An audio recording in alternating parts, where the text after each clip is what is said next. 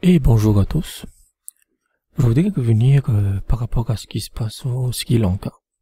Donc, il y a une grosse crise qui s'est produite avec des manifestations, des violences, des pillages, des attaques contre les membres du gouvernement.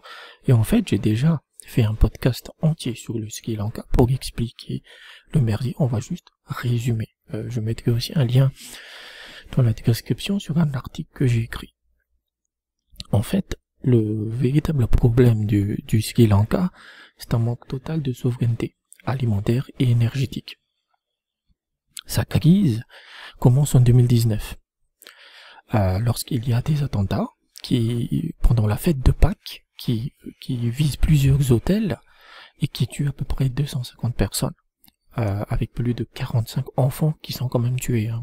Voilà, c'était un gros attentat et évidemment, cet attentat provoque une baisse drastique du tourisme, autour de 70%. Et le Sri Lanka, c'est un pays pauvre, donc il se base sur le tourisme, notamment sur les devises, pour enrichir ses réserves. La crise du Covid a aggravé le truc, clairement. Clairement, ça a aggravé le truc, mais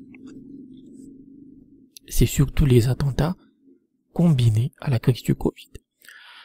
Le Sri Lanka, c'est aussi un manque total de souveraineté. C'est-à-dire que la plupart des produits essentiels, les médicaments, les céréales, les hydrocarbures, bien évidemment, ils sont importés. Et avec une inflation qui avoisine les 21%, c'était en mars 2022, mais ça a encore augmenté, c'est énorme. C'est-à-dire que c'est insupportable. Et ce qui s'est passé, c'est que depuis des semaines, vous avez des manifestants qui veulent que le président démissionne, mais aussi qu'ils veulent un changement total du système en place. Puisque le président actuel, il a tendance à nommer les membres de sa famille comme des membres du gouvernement, ce qui n'arrange pas les choses.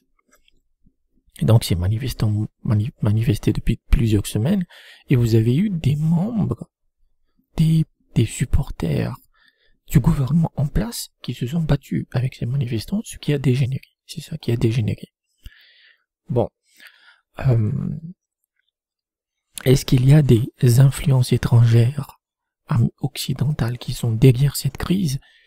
C'est difficile à dire. Honnêtement, sans doute que voilà, il y a un coup à jouer, un mauvais coup à jouer, les Occidentaux ne vont pas se plier parce que le Sri Lanka est très pauvre chinois. Et là aussi, c'est un problème parce que ce qui manque aujourd'hui au Sri Lanka, c'est le fric. Beaucoup de fric. Ils ont besoin d'argent en très grande quantité. Il y a deux pays qui pourraient leur fournir, l'Inde ou la Chine. Et la Chine, pendant presque ces 15, même 20 dernières années, a beaucoup investi au Sri Lanka. Ça avoisine les 25 à 30 milliards de dollars. Pour les nouvelles routes de la soie, il y a eu un nouveau port qui a été construit, il y a eu beaucoup d'argent. Mais comme vous avez une élite locale qui est complètement naze, qui est nulle à chier, eh ben, la plupart de cet argent est allé dans leur poche. C'est un financement qui a été victime de la corruption en grand ponto. Il y a peu de projets qui ont été vraiment, c'est-à-dire que les Chinois espéraient qu'un retour sur investissement, je veux dire, on met 25 milliards de dollars, ça doit développer le pays. Eh ben non. Par exemple, le Colombo City Port, qui était le projet d'une nouvelle ville, sur le modèle des villes intelligentes chinoises, eh ben, aujourd'hui, ce n'est qu'un terrain vague. Parce que, voilà, c'est comme ça. Vous avez aussi l'Inde, qui pourrait financer, parce que l'Inde pourrait en profiter pour récupérer son influence au Sri Lanka. Mais attention, c'est-à-dire que cette crise au Sri Lanka pourrait tout à fait profiter à l'Inde. Le Sri Lanka est le plus gros exportateur de thé dans le monde. Et vous avez des producteurs indiens qui profitent parce que, en fait, aujourd'hui au Sri Lanka, vous avez des coupures d'électricité qui durent 13 heures par jour. Ce qui fait que il n'y a aucune machine qui marche, aucun atelier qui marche, mais surtout le port. Le port du Sri Lanka qui se trouve à Colombo est très important à la fois pour les navires indiens et chinois. Une grande partie des navires indiens passent par le Sri Lanka, ce qui fait que ce port est congestionné depuis des semaines. Et cette congestion contamine aussi l'Inde. Donc l'Inde, c'est-à-dire que ce soit la Chine ou l'Inde, aucun des deux n'a intérêt à laisser tomber le Sri Lanka. Mais comment débourser des dizaines de milliards de dollars pour enflouer les caisses? C'est un vrai souci. Même sur le textile, le Sri Lanka, c'est quasiment 50% de ses exportations, c'est basé sur le textile. Et comme il n'y a plus rien qui marche, ben, l'Inde pourrait en profiter. Donc il y a un double jeu qui est joué. Et dans le cas de la Chine, ils sont prêts à donner de l'argent.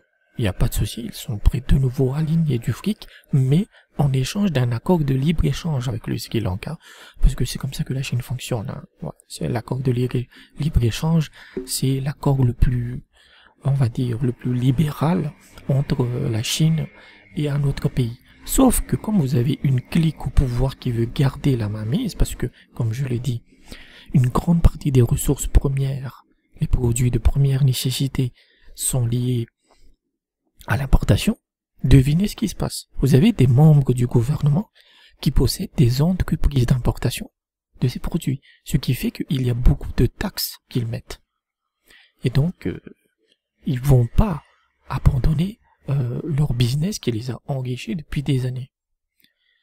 Donc, voilà ce qui se passe au Sri Lanka, mais un effondrement de ce pays, ben déjà, ce sera la merde pour l'Inde, pour les navires, pour les transportements de ces marchandises et de ces navires, ça va être un gros problème pour la Chine, qui risque de perdre tous ses investissements, en sachant que l'islamisme radical est très présent au Sri Lanka, mais surtout, ça va également arriver sur les pompes des Européens, parce que vous avez une crise migratoire énorme, que ce soit, il y a des migrants sri-lankais qui déferlent vers l'Inde, mais bientôt ça va venir en Europe. Attendez l'été, attendez le mois prochain ou en juillet 2022. Donc, il n'y a aucun intérêt à laisser tomber ce pays.